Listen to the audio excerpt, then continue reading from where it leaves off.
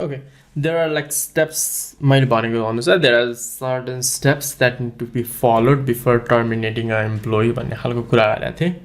There was this verbal counseling गर्ने फर्स्टमा, त्यसपछि written warning and everything. तर कहिले कहिले चाहिँ the thing gets so extreme that you cannot fix the issue with just a verbal counseling or written warning. Immediate action लिनु पर्ने situation आउन सक्छ नि त. So what are the grounds for it भन्ने कुरा we're going to talk about that in this video. So first is theft, fraud. Not like एक दिनमा यस्तो 5-10 रुपैयाँ 100 रुपैयाँको theft हैन कि, like if the accountant or if the cashier is stealing from you for like months and months, more than 10,000 or 20,000, the substantial amount त्यस्तो गरिरहेछ, yeah, the employee is like frauding, is like stealing the food, the dishes, or the chef is stealing the raw materials. जे पनि हुन सक्छ, theft, fraudहरू गर्न थाले employee भने यसले चाहिँ trust issue आउन सक्छ. So when you find out that someone is stealing, you need to take immediate action and say that like you don't belong in this restaurant, so you should just leave भन्ने खालको कुरा हुनु. Because किन यस्तो गरेन भने चाहिँ के हुन्छ भने नि, एकजना steal गर्छ and the co-worker finds out, and like since he or she is not the action लिएन भने ए के पनि हुँदैन रहेछ यस्तो थेफ्ट गर्यो भन्ने खालको एउटा कन्फिडेन्स बिल्ड हुन्छ के, that even if I steal, nothing is going to happen to me भन्ने खालको feeling, त्यस्तो attitude आउन थाल्यो भने a lot of these things will happen.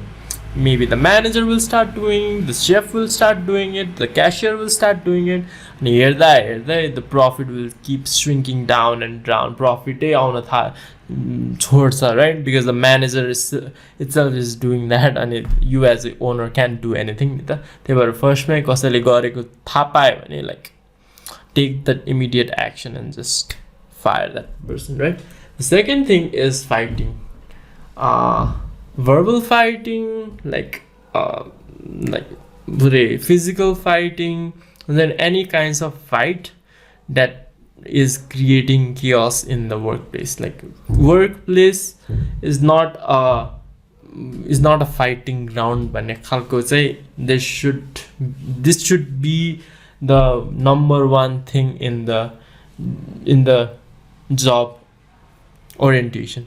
Fighting and theft and the things that I'm going to mention after this should never be accepted, should never be tolerated, and when this happens we need to fire you भन्ने खालको पहिले नै एउटा rule बनायो भने चाहिँ people may adhere to it जस्तो लाग्छ मलाई हैन. So fighting not tolerable because it just shows that the employee is not professional enough and does not know how to control his or her anger. अनि त्यही हो, त्यसले गर्दाखेरि पछि गएर पनि धेरै नेगेटिभ इफेक्टहरु देखाउन थाल्छ, राइट? त्यही भएर फाइटिङ गर्ने बित्तिकै निकाल्दिहाल्ने. Third is working under the influence of drugs or alcohol.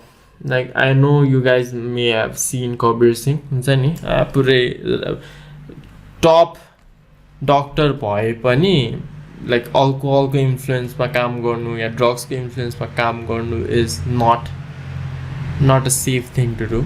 First मा त्यही हो, alcohol या drugs लियो भने the person will not be able to judge his or her own emotions, then self aware हुँदैन, अनि त्यसले गर्दाखेरि a lot of conflicts may arise. So सकेसम्म यस्तो थाहा पायो भने immediate termination गरिहाल्ने. I'll not talk about it too much. And fourth is any conduct that threatens the safety of others. So suppose some employee is bringing his or her gun in the workplace or threatening the customers with a kitchen knife or anything that can potentially harm others. त्यस्तो हुन थाल्यो भने त of course you know what to do, right? So यस्तो चारवटा कुरा भयो भने चाहिँ there should the employee should just be fired. So let's talk about how to terminate an employee. You can just say बोल्दाखेरि no भन्न मिल्दैन नि त. So there is a procedure for this as well. So let me talk about it. Okay. First is discussion with the employee must occur before the final decision, because कहिले पनि यतिकै यस्तो भयो भन्ने मिल्दैन. You need to discuss with the employee on why you are terminating that person or why you are firing that person, what is the cause, अनि किन यस्तो भइरहेछ and everything.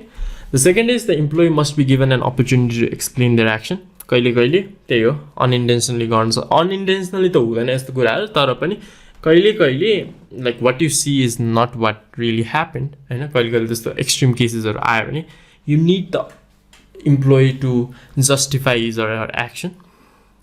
कहिले कहिले अब म अल्कोहल कन्ज्युम त गरेको थिएँ, तर I was being peer pressured or anything, जसले जुन कुराले चाहिँ समटाइम्स त्यही पहिला भनेको जस्तो कन्सिस्टेन्सीलाई फ्लेक्सिबिलिटीसँग ब्यालेन्स गर्नुपर्छ भनेको थियो नि त. सो कहिले कहिले चाहिँ आफ्नो उसको इन्भोलन्टरी एक्सनले गर्दाखेरि पनि यस्तो भएको हुनसक्छ.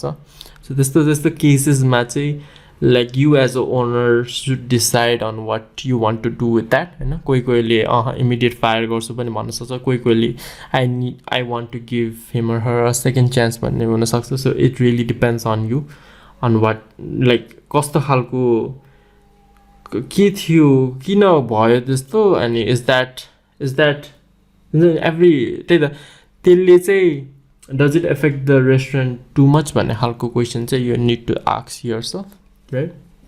सो म केही आफ्नो ओपिनियन दिन मिल्दैन यसमा. The third is have a witness or backup present in case the conversation gets heated. किनकि मैले गरेको होइन भनेर that could result in fights or verbal abuse, होइन, between the employer and the employee. So जहिले पनि एउटा मान्छे चाहिँ राख्ने in case something happens, right?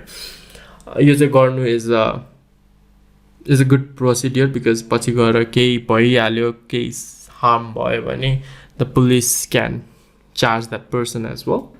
And the fourth one is announce the termination. Like भोलिदेखि नआउँदा हुन्छ, you can have another job, or you just don't come and work here भन्ने, and inform the employee about any information that they don't know. हुन्छ नि, अब ड्रेसहरू कुनै छ भने like you can leave it with me. अब pay चेकहरू ठ्याक्कै मिडल अफ द मन्थमा छ भने like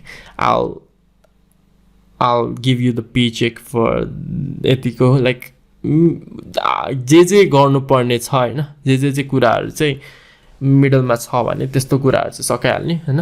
अब किन लिभ गर्न लायो भनेर पछि गएर अब उसले अर्को ठाउँमा जब गर्न लाग्छ अनि रेफरेन्सको रूपमा लिनु छ भने लाइक के गर्ने, त्यस्तो कुराहरू पनि try to make it clear to that person.